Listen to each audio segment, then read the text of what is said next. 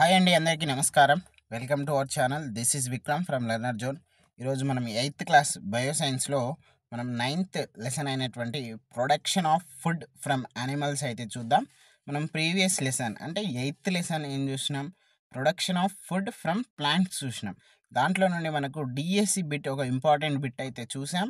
దాని ఇంకో బిట్ కూడా చూసాం. దాంట్లో ఒక బిట్ అయితే మనం డిస్కస్ చేసినట్లయితే ఖరీఫ్ క్రాప్స్కి సంబంధించినటువంటి మనం కోడ్ చూసాం. రబీ క్రాప్స్కి సంబంధించినటువంటి కోడ్స్ చూసాం. సో ఇలాంటి మంచి కోడ్స్ అయితే మీకు వస్తున్నాయి.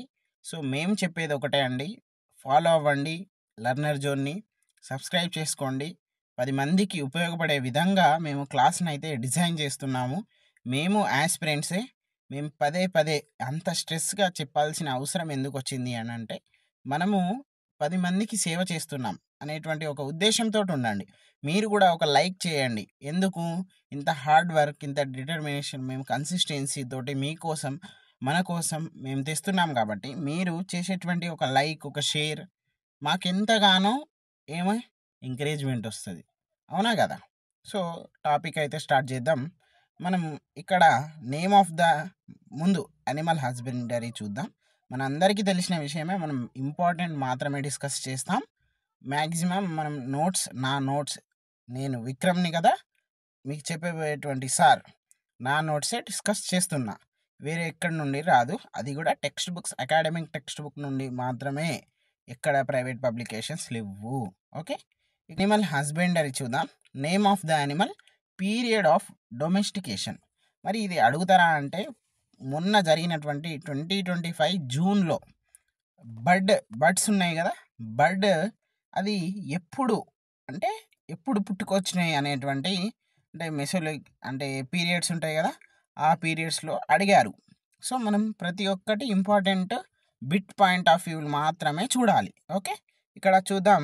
డాగ్ చూసుకున్నట్లయితే మనము 30,000 టు మనకు వెనకాల పోతే 7,000 బీసీ, అంటే 7,000 టు 30,000 మధ్యలో మనకైతే డాగ్స్ అయితే రావడం జరిగింది. తర్వాత షిప్స్ ఎప్పుడు 11,000 టు 9,000, అంటే మనం రివర్స్గా అనుకోవాలి, 9,000 టు 11,000 అని. పిగ్ చూసుకున్నట్లయితే 9,000 బీసీ. ఓకే, తర్వాత గోట్ ఏంటిది 8,000 బీసీ. సో ఇవి చాలా అంటే చాలా ఇంపార్టెంట్. మేము నోట్స్ కూడా రాసినాం, దానికి సంబంధించింది కూడా డిస్కస్ చేద్దాం. Providing food, shelter, protection and breeding of animals is called animal husbandry. Okay, not only for food, transportation, agricultural వాటికి కూడా ఇవి పనికొస్తాయి అని అయితే మనకి ఇక్కడ ఇవ్వడం జరిగింది. నెక్స్ట్ ఇంకొకటి చూద్దాం. Animal husbandry is part and parcel of అగ్రికల్చరల్లో అదొక పార్ట్. వితౌట్ యానిమల్ హస్బెండరీ అనేటువంటి ఆ లింకేజ్ అనేది అయితే ఉంటుంది, ఒకదానికొకటి సంబంధం అయితే ఉంటుంది. Okay, food production is the main aim in ఏంటిది రియరింగ్ ద యానిమల్స్ని పెంచడానికి ముఖ్యమైనటువంటి కారణం ఏంటిది, ఫుడ్ ప్రొడక్షన్. ఓకే, తర్వాత బఫెల్లో, కౌ, ఇవి రెండు ఏమిస్తాయి, మిల్క్ని ఇస్తాయి. హెన్స్, గోట్స్, షిప్ ఇవేమిస్తాయి, మీట్ని ఇస్తాయి. వాటిల్లో కొన్ని మిల్క్ కూడా ఇస్తాయి, కొన్ని ఎగ్స్, ఎగ్స్ కూడా ఇస్తుంది. కానీ మనము టెక్స్ట్ బుక్ ఆధారితంగా పోవాలి కాబట్టి ఇలానే చదవాలి. ఆక్స్, హార్స్, బుల్స్, డాంకీస్ ఇవేంటిది ట్రాన్స్పోర్టేషన్, అగ్రికల్చర్కి సంబంధించిన వర్క్స్లో ట్రాన్స్పోర్టేషన్కి సంబంధించినటువంటి మనకు యూస్ఫుల్గా ఉంటాయి. ఓకే, ఇప్పుడు క్యాటల్ రియరింగ్ చూద్దాం. క్యాటల్ రియర్ చూసుకున్నట్లయితే ఇక్కడ డొమెస్టిక్ యానిమల్స్ చూద్దాం.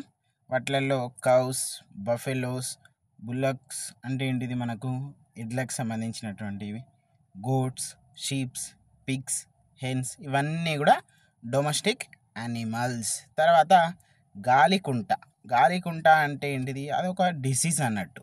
ఓకే, ఫుట్ అండ్ మౌత్, దేనికి మనకు నోటికి అలాగే కాలి కింద ఉంటుంది కదా ఫుట్, దానికి వచ్చేటువంటి డిసీజ్ ఎవరికి వస్తున్నాయి, కౌస్, బఫెలోస్.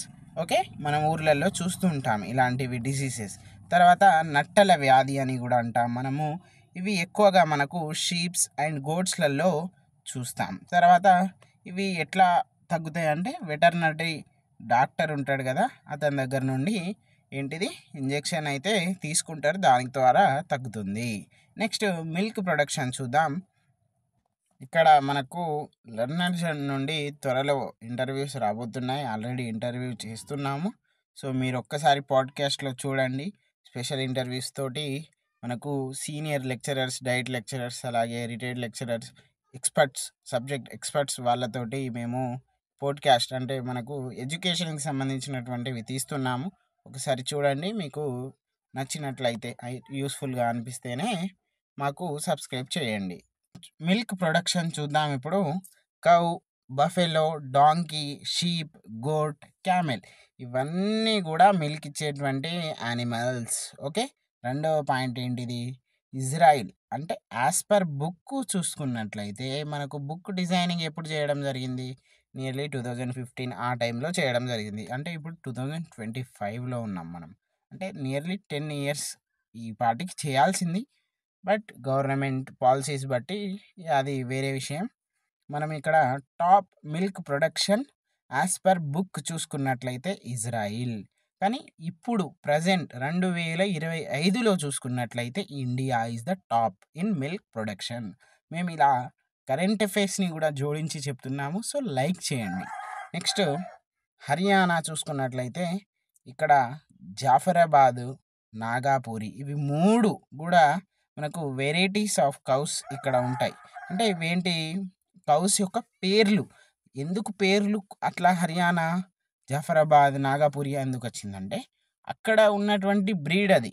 దాని ద్వారా ఇది హర్యానా ఆవు, హర్యానా ఇది మన జెర్సీ పాలు అని అంటాం కదా.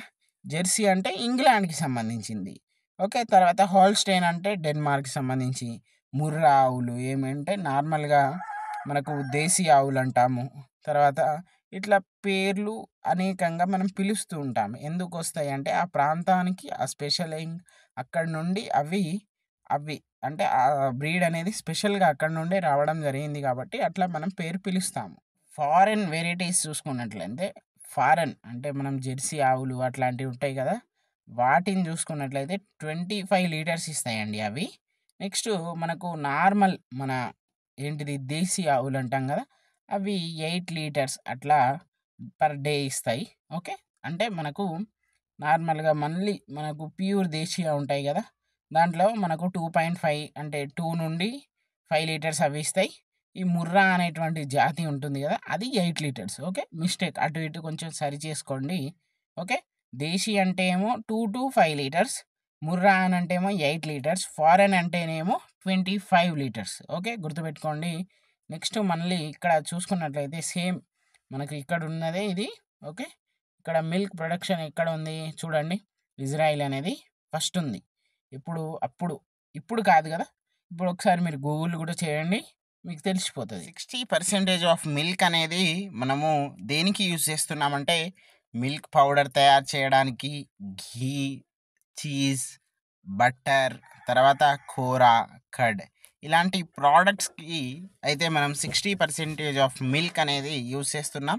తర్వాత ప్యాస్ట్రైజేషన్, దీనికి సంబంధించి మనము ఇక్కడ చూద్దాం. ఇదంతా కూడా డిఎస్సిలో అడగడం జరిగింది. ఇక్కడ మనకు డిఎస్సి 2024లో ఈ క్వశ్చన్ అయితే రావడం జరిగింది.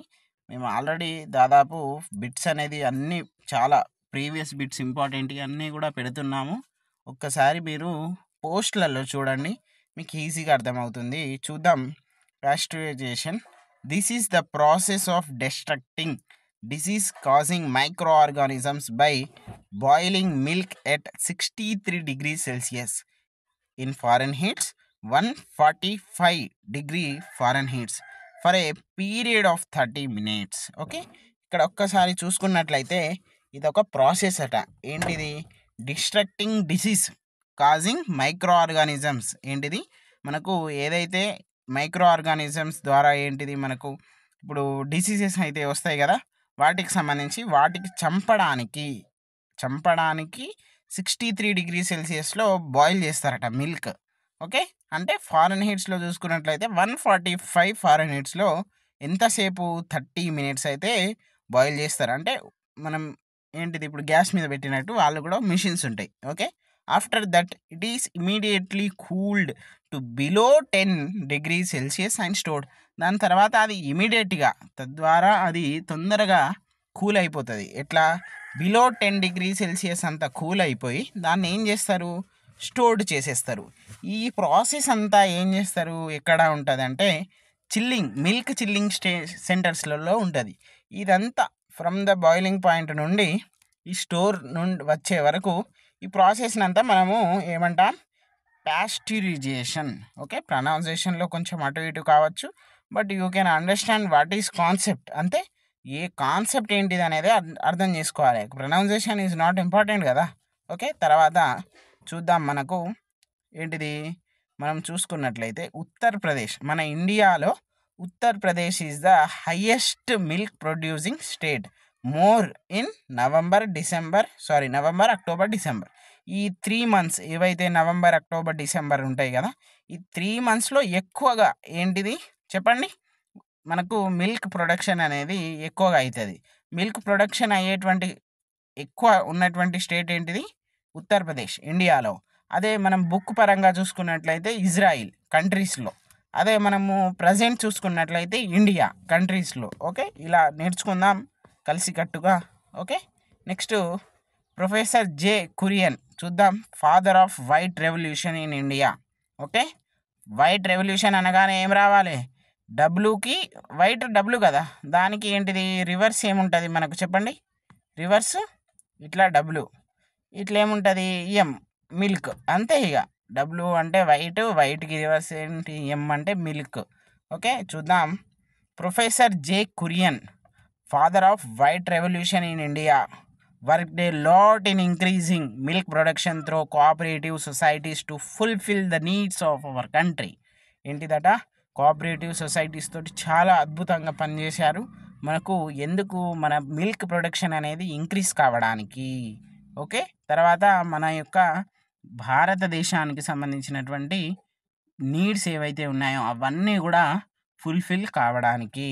He proposed innovative activities in producing hybrid varieties of cows and buffaloes, animal health, milk collection and preservation.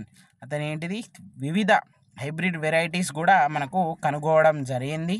ఇందులో మనం కౌస్లో, బఫెలోస్లో, యానిమల్ హెల్త్లో ఇట్లా చూసుకున్నట్లయితే వెరైటీలలో. ఓకే, తర్వాత there is a great improvement in production of milk under the scheme operation flood. Operation flood దేనికి సంబంధించింది? మిల్క్కి సంబంధించింది. దీని ద్వారా ఇంకా కూడా ఇంప్రూవ్మెంట్ అయ్యింది. ఓకే, తర్వాత చూద్దాం. మనకు ఇక్కడ చూసుకున్నట్లయితే డూ యూ నో. ఈ డూ యూ నోలు అనేవి చాలా కీలకంగా మారుతున్నాయి. డూ యూ నోకి సంబంధించినటువంటి ఇంపార్టెంట్ కూడా మేము ఇన్స్టాగ్రామ్లో, యూట్యూబ్లో పెడుతున్నాము. సో మీరు కొంచెం ఒక నిమిషం 2 నిమిషాలుగా రీల్స్ చూసే బదులు ఈ ఎడ్యుకేషన్ రీల్స్ చూడండి. ఎస్, ఇన్స్టాగ్రామ్ వాడాలి, యూట్యూబ్ వాడాలి, వాట్సాప్ వాడాలి, but in the case a సెన్స్లో వాడాలి? మనం ఎడ్యుకేషన్ సెన్స్లో వాడాలి. డూ యూ నో చూద్దాం. Milk production in cow starts with the birth of cow. ఏంటిది బర్త్ ఆఫ్ కవ్? ఏంటిది? మనం ఇక్కడ ఇప్పుడు ఎగ్జాంపుల్ చెప్తున్నా. ఇప్పుడు మనం బర్రె ఇంతది, వీఆర్ రూరల్ పీపుల్ కదా, తెలంగాణ పీపుల్ కదా, so we can talk in this language, in this ఏంటిది యాస. ఈ యాసలో మనం మాట్లాడుకోవచ్చు, స్లాంగ్. ఓకే, బర్రె ఇంతది. బర్రె ఈనినాక దాని తర్వాత అది మాట్లాడదాం. Do you no. ఇక మీకు ఇష్టం లేకపోతే you can skip this video. Okay, if you can skip this video, you automatically skip your knowledge. నీకు వచ్చేటువంటి జ్ఞానాన్ని నువ్వు స్కిప్ చేస్తున్నట్టే. ఓకే, చూద్దాం. బర్రె ఇంతది. బర్రె అయినాక ఒక 2 రోజుల వరకు మనం తాగొద్దు. దానికి జున్ను పాలు చేయడానికి మనం జున్ను చేస్తాం కదా, జున్ను పాలు అంటాం కదా. జున్ను చేయడానికి అంటే మనకు అది ఏంటిది? మనకు హ్యూమెన్ యూస్కి పనికి రాదు అన్నట్టు 2 లేదా 3 రోజుల వరకు. మన అందరికీ తెలిసిందే, ఎవరికైతే బర్రెలు ఉంటాయో వాళ్ళకి తెలుస్తుంది ఇది. వాళ్ళు మంచి అద్భుతమైనటువంటి జున్ను తింటారు 2 రోజుల వరకు. ఓకే, తర్వాత మనం 3వ-4వ రోజు ఏం చేస్తారు? వాళ్ళు మిల్క్ అనేది స్టార్ట్ చేయడం జరుగుతుంది. అంటే అప్పటి వరకు వచ్చేటువంటి అది ఎట్లా ఉంటుంది అంటే కొంచెం అంటే ఎక్కువగా ఫ్యాట్, ఎక్కువగా ప్రోటీన్స్ కలిగి ఉంటుంది అని అంటారు. అది మనకు అంత ఆరోగ్యానికి మంచిది కాదు అని అంటారు. It is often suggested after 2 to 3 days of delivery, milk may be collected for human use. Therefore, after a cow may produce milk of period of up to 10 months. ఏంటిదట దాదాపుగా 10 నెలల వరకు పాలనైతే ఇస్తుందట. తర్వాత milk contents fat, protein, carbohydrates, minerals. తర్వాత మిల్క్లో ఏమేమి ఉంటాయి? Fat, proteins, carbohydrates, minerals. Okay, vitamins like A, B, E. Okay, ABE ఇట్లా అయితే గుర్తుపెట్టుకోండి. తర్వాత next, nowadays cattle rates and dairy farms are using hormone injections to get high quality of milk. Okay, తర్వాత nowadays adulterated milk is available in the market, అంటే urea తోటి కలిపినటువంటి milk, flour and different types of substances are use to produce milk. ఏంటిది మనకు ఉత్పత్తి కోసం urea, తర్వాత floor, ఇలాంటి కెమికల్స్ సంబంధించినటువంటి వాడుతున్నారు. This are packed and send in to market. How do you recognize the original milk? నువ్వు ఒరిజినల్ మిల్క్ ఎలా రికగ్నైజ్ చేస్తావు? What are the test administrated to know the pureness of milk? ఏంటిది? Know from your teacher. ఇది మనకు చిన్న activity లాగా కూడా ఇవ్వడం జరిగింది. నెక్స్ట్ ఇంకొకటి చూద్దాం. ఇక్కడ ఇది చాలా అంటే చాలా ఇంపార్టెంట్, మనకు అడిగేటువంటి ఛాన్సెస్ అయితే ఉన్నాయి. మరయ్యా, my family has been maintaining local breed of bullock called Kangayam. Okay, దీని పేరు గుర్తుపెట్టుకోండి. ఇట్ ఈస్ సూటబుల్ ఫర్ డౌట్ ఏరియాస్, అంటే కరువు ఉన్నటువంటి ఏరియాస్లలో ఇది చాలా ఎక్కువగా suitable. There are no other good bulls in our area. Kangayam is a strong and healthy local variety. These bulls have small or short horn, wider shoulder, bone, and larger hump. We select these calves and feed them to become bulls. One bull is able to serve 20 to 30 cows. ఒక bull అంటే ఒక మనకు ఏంటిది male అనుకోండి, మేల్కి సంబంధించినటువంటి bull అంటే మేలే కానీ అట్లా ఏం చేస్తుంది, అది 20 నుండి 30 కౌస్కి సంబంధించినటువంటి రీప్రొడక్షన్కి సంబంధించిన దాంట్లో ఇది యూస్ అవుతుంది అని అయితే చెప్పడం జరిగింది. The conceiving rate is more than 80% అట. అంటే ఈ బుల్ అనేది పార్టిసిపేట్ చేస్తే కౌతోటి 80% అది కన్సీవ్ కావడానికి ఛాన్సెస్ ఉంది. Very few cows are brought for second time for mating చేయడానికి మళ్ళీ వస్తారు కదా, అంటే ఐ మీన్ దానికి కలవడానికి వచ్చినప్పుడు చాలా తక్కువ, అంటే ఫస్ట్ టైమే 80% అయిపోతుంది. అంటే అంత రేట్ ఉందన్నట్టు. 80% రేట్ అంటే దట్స్ నాట్ అది ఒక బ్యాడ్ కాదు, అది వెరీ వెరీ గుడ్. ఓకే, తర్వాత సెకండ్ టైం వచ్చే వాళ్ళు చాలా తక్కువగా అని ఇవ్వడం జరిగింది. ఒక మీటింగ్కి ఎంత తీసుకుంటారంటే 300 రూపీస్ అయితే తీసుకుంటారు. We have 3 cows too. ఇలాంటి మనకు ఇక్కడ మనం చూసుకున్నట్లయితే 3 ఉన్నాయట. Each of them producers up to ఏంటిది 20 litres for milk, 20 litres of milk. Our income has reduced because only a few people bring their cows for mating. అంటే ఇప్పుడు ఇన్కమ్ అయితే తగ్గింది, అంటే బుక్ రాసినప్పుడు, ఇప్పుడు కాదు. ఎందుకు తక్కువ, ఎవరు తీసుకొస్తలేరు తక్కువ మీటింగ్కి అని ఇవ్వడం జరిగింది. Do you know in Odisha traditional livestock Chilika buffaloes are reared. They take care to avoid cross breeding with Murrah. They graze during night times in brackish water of Chilika lake. మనము సాధారణంగా చూస్తుంటాం జనరల్ కౌస్ ఆర్ బుఫెలోస్ ఇప్పుడు day టైంలో వాళ్ళు ఏంటి చేస్తారు, grazing చేస్తారు. కానీ ఇక్కడ ఉన్నటువంటి చిలకా లేక్స్కి సంబంధించినటువంటి ఏవైతే ఉన్నాయో ట్రెడిషనల్ బఫెలోస్, అవి నైట్ టైం అయితే చేస్తాయి, అంటే నైట్ టైం మేస్తాయి. They return home in the morning, give milk without any extra feed. Direct night అంతా వాళ్ళు మంచిగా వాళ్ళ డ్యూటీ వాళ్ళు చేస్తారు, డైరెక్ట్ పొద్దుగాలు వచ్చేసి మిల్క్ ఇచ్చేస్తాయి. ఓకే, తర్వాత this milk taste A bit salty and kept up to 7 days without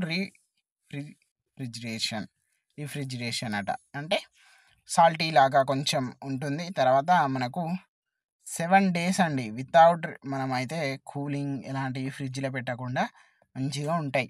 okay, ఎవరి specialisation వాళ్ళవి. ఓకే, తర్వాత ఇక్కడ చూద్దాం. Cattles are the part and parcel of culture. అక్కడ అదేంటిది అనిమల్ హస్బెండరీ అనేది అగ్రికల్చర్, ఇక్కడ కల్చర్ అని ఉంది. Okay, the excreta of animals is used to produce biogas. అంటే బయోగ్యాస్ అంటే మనకి అందరికీ తెలిసిందే. ఇప్పుడు పెండ ఉంటుంది. పెండ ఆవులు బర్రెలు ఇస్తాయి. దాని నుండి మనం బయోగ్యాస్ చేస్తాం. ఇది అందరికీ తెలిసిన విషయమే. బట్ ఇప్పుడు ఉన్నటువంటి జనరేషన్లో తక్కువ. Okay, rearing of goats sheeps ఎక్కువగా ఎక్కడ మనకు మహబూబ్ నగర్, నల్గొండ, వరంగల్ ప్రాంతాలలో చూస్తాం.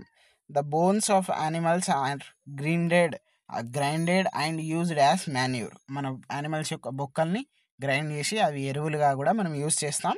లెదర్ని చూసుకున్నట్లయితే ఇప్పుడు బ్యాగ్స్, బెల్ట్స్, షూస్ ఇవన్నీ కూడా వాటి నుండి వచ్చేటువంటివి. ఓకే, ఇది మనం ప్రొఫెసర్ జే కురియన్ గురించి అయితే మన ఆ సార్ గురించి అయితే నేర్చుకున్నాం. ఓకే, నెక్స్ట్ ఇంకొకటి చూద్దాం మనము. Meet processing from animals is another side of animal wealth. అంటే ఈ మీట్ అయితే ఏదైతే ఉందో అది కూడా మనకు యానిమల్ వెల్త్కి ఇంకొక ఏమంటారు కారణం. Production of meat in large scale takes place in ఏంటిది స్లాటర్ హౌజెస్. అంటే కబేలాకు సంబంధించింది. వి గెట్ బీఫ్ ఇక్కడ బుల్స్ అండ్ బఫెలోస్ నుండి.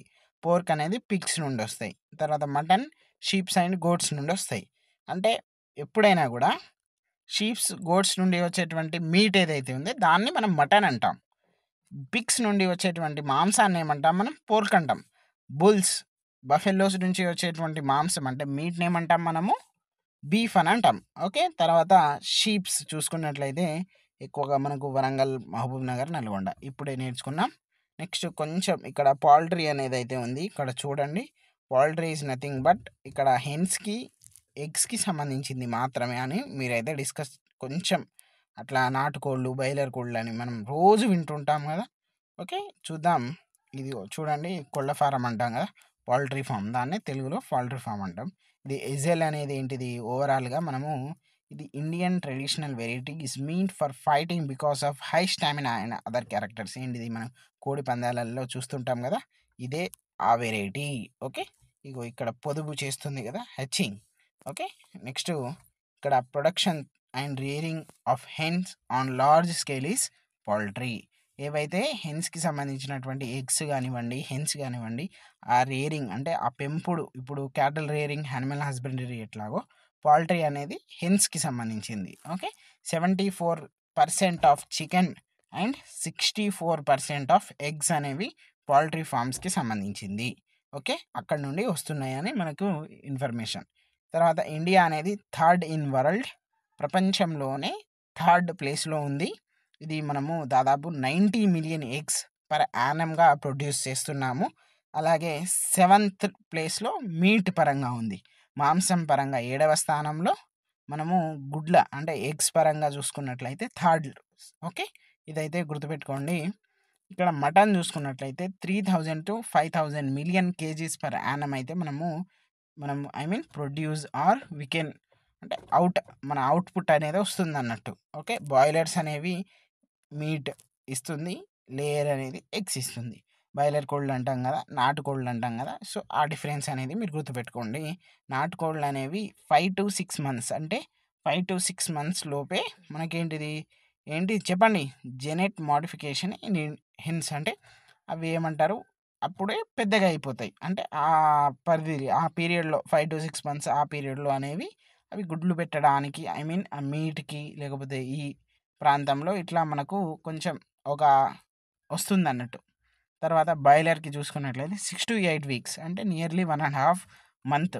దీన్ని చూసుకుంటే ఇంటూ 4. ఓకే, ఇంటూ 4 అంత డ్యూరేషన్ ఉంది. ఇక్కడ 300 to 350 ఎగ్స్ అనేవి ఏంటిది ఒక హెన్ యొక్క లైఫ్ స్పాన్, అంటే అన్ని గుడ్లను పెట్టగలుగుతుంది అయితే ఉంటుంది. తర్వాత ఎజెల్ అనేది బెర్సియా కోడి, మనం ఇప్పుడే చూసినాం కదా, కోళ్ళ పందాలకు సంబంధించింది. తర్వాత మనము ఎగ్స్ ప్రైసెస్ అనేవి ఎప్పుడు ఉంటాయంటే జనవరి టు ఏప్రిల్ మధ్యలో ఉంటాయి. ఓకే, హచ్చింగ్ ఆఫ్ ఎగ్స్ పీరియడ్ అని అంటాం. అప్పుడు ఎక్కువగా మనకు ఎగ్స్ అనేవి ఉంటాయి. ఎందుకు, టెంపరేచర్ అనేది 37 degrees to 38 degreesకి సంబంధించింది ఉంటుంది కాబట్టి దానికి కూడా అది నార్మల్ టెంపరేచరే. దానికి గుడ్లు పెట్టడానికి కూడా ఒక టెంపరేచర్ అనేది కావాల్సిందే.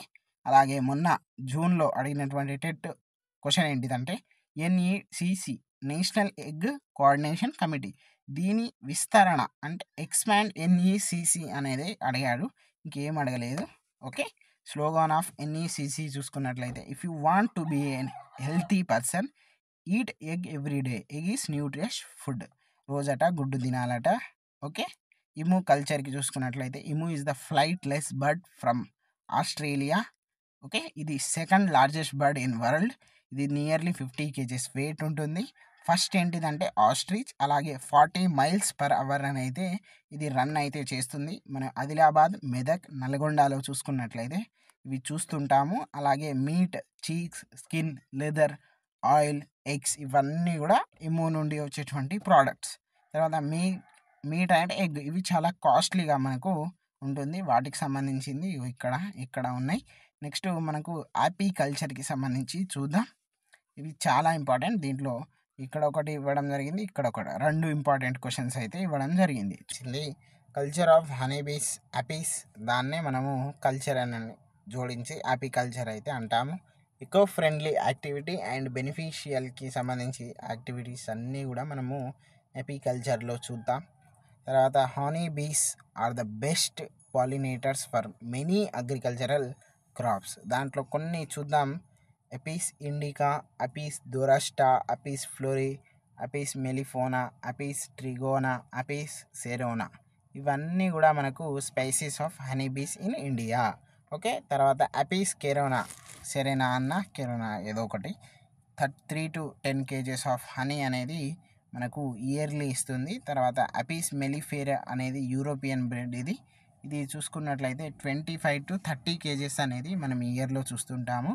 తర్వాత మనకు first Egyptians 4000 years ago bee husbandry అనేది చేసిర్రు అని అయితే మనకు ప్రూఫ్స్ అయితే కొన్ని ఉన్నాయి.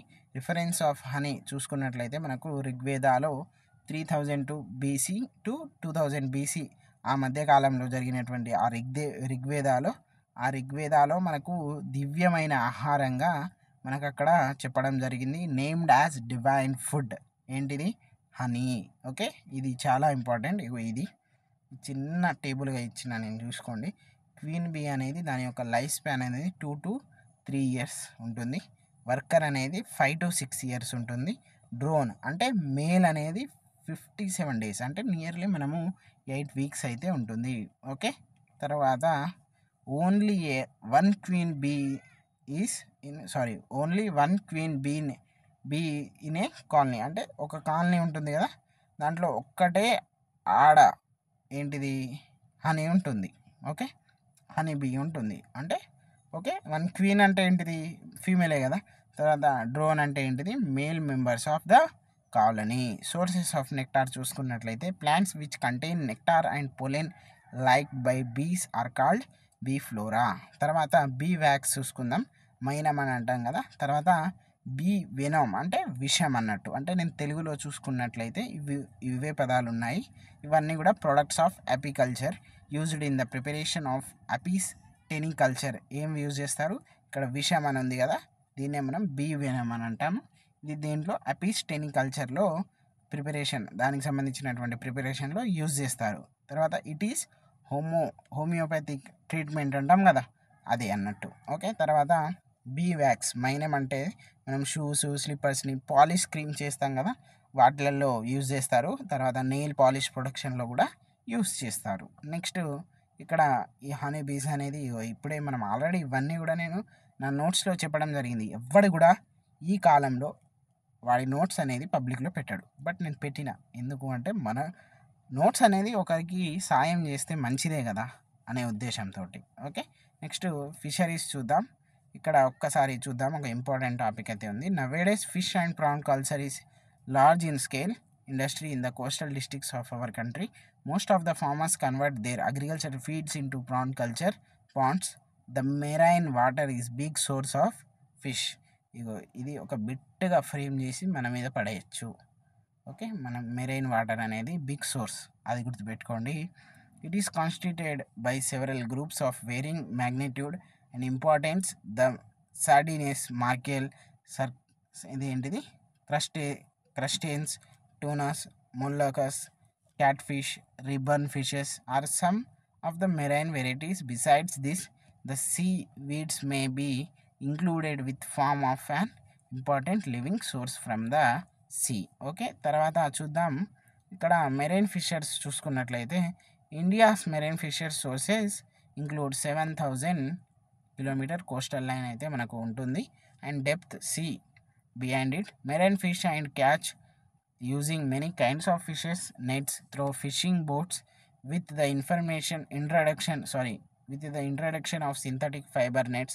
There has been revolution in fishing gear material. Fishermen catch fish ఏంటిది by use machines called mechanised. Okay, machines తోటి పడతారు కదా, మెకనైజ్డ్ ఫిషింగ్ అని అంటాము. ఓకే, నెక్స్ట్ చూసుకున్నట్లయితే some marine fishes of high economical value are also found in sea water. This include fish like mullets, bhekti and pearl spots, sea fishes such as prawns, mussels and oysters as well as seaweed. ఇవి చూసుకున్నట్లయితే మనకైతే important. ఇంకొకటి ఇక్కడ చూద్దాం. Tuna is an important fish which is available in our marine area. Okay, ఇంత బాగా అద్భుతంగా explain చేయడం జరుగుతుంది. సో మీరు కూడా మాకు అంత బాగా అద్భుతంగానే మాకు ఏం చెప్పాలి, సపోర్ట్ చేయాలి. ఇంకా ఇక్కడ కొన్ని మిస్ చేసిన పాయింట్స్ కూడా చూద్దాం.